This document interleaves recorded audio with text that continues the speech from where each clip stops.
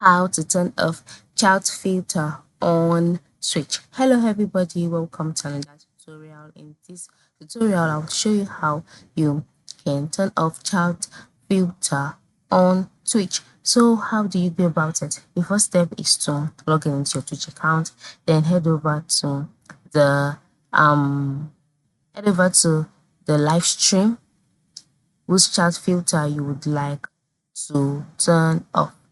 Okay, so once you're in the live stream page, you can see the option follow, subscribe, and the like. So move to the right side of the screen where you can see the chat, and then select chat settings, which is usually located by the bottom left corner.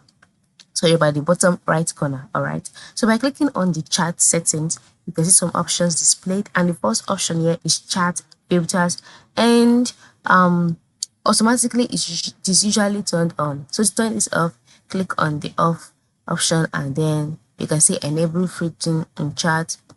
Put off this toggle this way, and then your chat filters will be put off as well. So to turn it on, tap on it.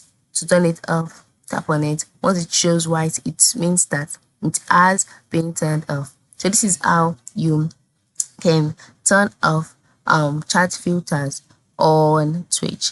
Thank you for watching and have a good day.